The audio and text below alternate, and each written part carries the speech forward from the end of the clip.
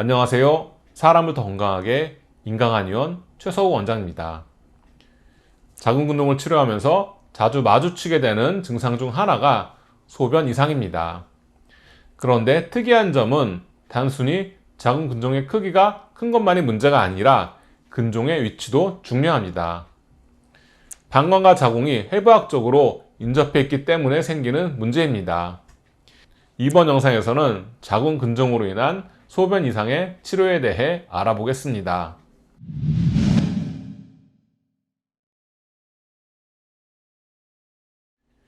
자궁은 정굴대 모양을 기준으로 하면 방광의 위쪽에 얹혀져 있는 형태로 위치하고 있습니다.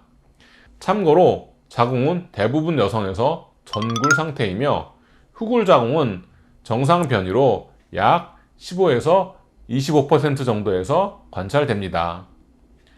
자궁이 정굴된 상태에서 방광과 접촉하는 면은 자궁의 전면부입니다. 자궁근종이 자궁의 전면부에 생겨서 크기가 어느 정도 이상으로 성장해서 방광을 압박하기 시작하면 소변에 문제가 생기기 시작합니다.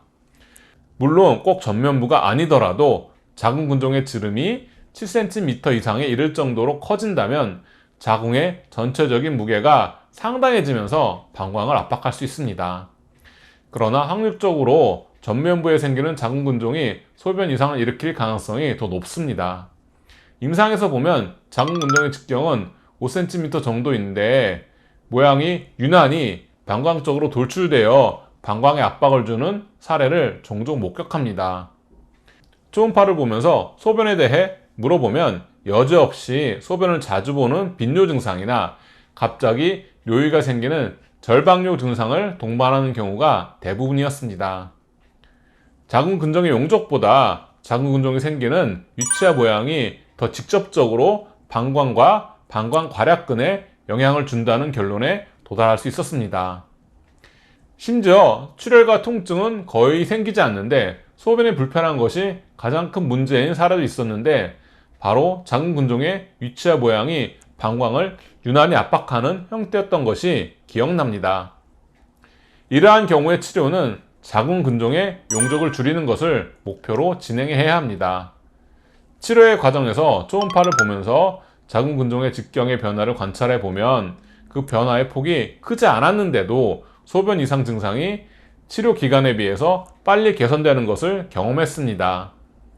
처음에는 왜 그럴까 했는데 자궁의 용적을 계산해 보니 그 답을 얻을 수 있었습니다. 자궁근종의 변화를 생리 주기 동안 계속 관찰해 보면 혈관이 많이 분포한 성장하는 자궁근종이라면 생리 시작에 가까워질수록 근종 내에 우열이 많이 보이면서 그 용적도 커집니다. 따라서 방광에 대한 압력도 증가하면서 소변 문제도 커집니다.